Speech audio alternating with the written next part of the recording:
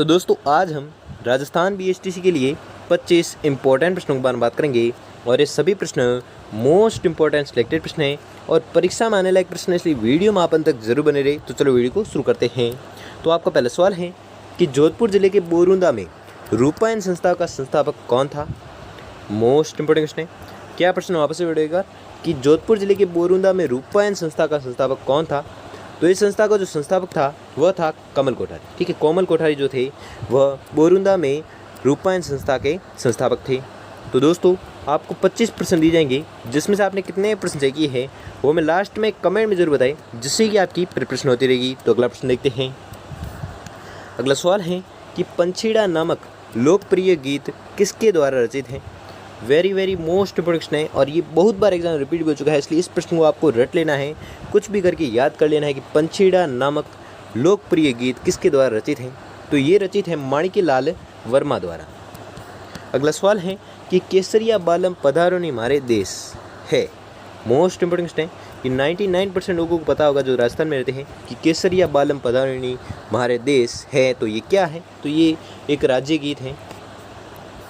अगला सवाल है कि नड़ वाद्य यंत्र राजस्थान के किस क्षेत्र में अधिकांशतः प्रयुक्त होता है। मोस्ट इम्पोर्टेंट क्वेश्चन है। क्या है, वापस से पढ़ो एक बार कि नड़ वाद्य यंत्र है जो राजस्थान के किस क्षेत्र में अधिकांशतः प्रयुक्त होता है। तो ये प्रयुक्त होता है जैसलमेर में। अगला सवाल है कि मैं तो मरी होती राज खा गयो बेरी बिछुड़ो किस लोकगीत का प्रचलन है। मोस्ट इम्पोर्टेंट क्वेश्चन है। ऐसे भी प्रश्न बहुत बार एग्जाम पूछे जाते हैं, इसलिए इस प्रश्न को भी आपको रट लेना है कि मैं तो मरी होती राज खा गयो बेरी बिछुड़ो इस लोकगीत का प्रचलन है। कहाँ पर प्रचलन है इसका, तो इसका जो प्रचलन है वह है हड़ौती क्षेत्र में। अगला सवाल है कि कामण गीत गाए जाते हैं। मोस्ट इम्पोर्टेंट प्रश्न है। ये भी प्रश्न बहुत बार एग्जाम पूछा गया है, इसलिए इस प्रश्न को भी आपको रट लेना है कि कामण गीत है जो गाए जाते हैं। तो ये गीत कब गाए जाते हैं, तो ये गीत गाए जाते हैं वर को जादू टोनों से बचाने के लिए। अगला सवाल है कि लीज टांस पक्षी का दर्शन किस त्योहार पर शुभ माना जाता है। मोस्ट इम्पोर्टेंट क्वेश्चन है। तो लीज टांस जो पक्षी है उसका दर्शन है जो शुभ माना जाता है, ये माना जाता है दशहरे को। ठीक है, दशहरे को लीज टांस पक्षी का दर्शन है जो शुभ माना जाता है। अगला सवाल है कि राजपुताने का वह प्रसिद्ध लोकगीत जिसमें ऊँट के श्रृंगार का वर्णन मिलता है। वेरी मोस्ट इम्पोर्टेंट क्वेश्चन है और ये बहुत ही ज़्यादा एग्ज़ाम में पूछे जाने वाले प्रश्न हैं और 99% लोगों को ये प्रश्न पता ही होगा आंसर इसका कि राजपुताने का वह प्रसिद्ध लोकगीत जिसमें ऊँट के श्रृंगार का वर्णन मिलता है। तो आपको याद रखना है, तो इसका जो वर्णन मिलता है वह लोकगीत है गोरबंद। ठीक है। अगला सवाल है कि रूपायन संस्था बोरुंदा जोधपुर की स्थापना कब हुई। क्या प्रश्न वापस से पढ़ो कि रूपायन संस्था बोरुंदा जोधपुर की स्थापना है जो कब हुई। तो इस संस्था की जो स्थापना हुई थी वह हुई थी 1960 को। अगला सवाल है कि मोमल लोकगीत किस क्षेत्र की राजकुमारी के जीवन पर आधारित है। मोस्ट इंपोर्टेंट क्वेश्चन है। ऐसे भी प्रश्न बहुत बार एकदम पूछे जाते हैं और इस प्रश्नों को भी आपको रट लेना है कि मोमल लोकगीत है जो किस क्षेत्र की राजकुमारी के जीवन पर आधारित है। तो ये आधारित है जैसलमेर की राजकुमारी पर। ठीक है। अगला सवाल है कि गणेश चतुर्थी किस दिन मनाई जाती है। मोस्ट इंपोर्टेंट क्वेश्चन है। ये भी प्रश्न बहुत बार एग्जाम पूछे जाते हैं कि गणेश चतुर्थी है जो किस दिन को मनाई जाती है। तो ये मनाई जाती है भाद्रपद शुक्ल चतुर्थी को। अगला सवाल है कि गणगौर के अवसर पर नृत्य के साथ गाए जाने वाले घूमर लोकगीत को मारवाड़ क्षेत्र में कहते हैं। मोस्ट इंपोर्टेंट क्वेश्चन है। क्या प्रश्न वापस से पढ़ेगा कि गणगौर के अवसर पर नृत्य के साथ गाए जाने वाले घूमर लोकगीत को मारवाड़ क्षेत्र में कहते हैं। तो मारवाड़ क्षेत्र में जो कहते हैं वह कहते हैं लूर। अगला सवाल है कि किस राजा ने संगीतज्ञों व विद्वानों को दरबार में आश्रय दिया जिसे गंधर्व बायसी कहा जाता था। मोस्ट इंपोर्टेंट क्वेश्चन है।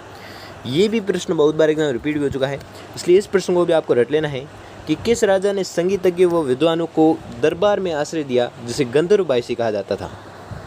तो वह कहते थे सवाई प्रताप सिंह को। अगला सवाल है कि रागमाला और रागमंजरी संगीत ग्रंथों के रचयिता है। मोस्ट इंपोर्टेंट क्वेश्चन है। तो रागमाला और रागमंजरी जो संगीत ग्रंथ है इनके जो रचयिता हैं वह है पुंडरीक विट्ठल। ठीक है, पुंडरीक विट्ठल जो है वह रागमाला और रागमंजरी संगीत ग्रंथों के रचयिता हैं। अगला सवाल है कि कथक का सबसे प्राचीन घराना है।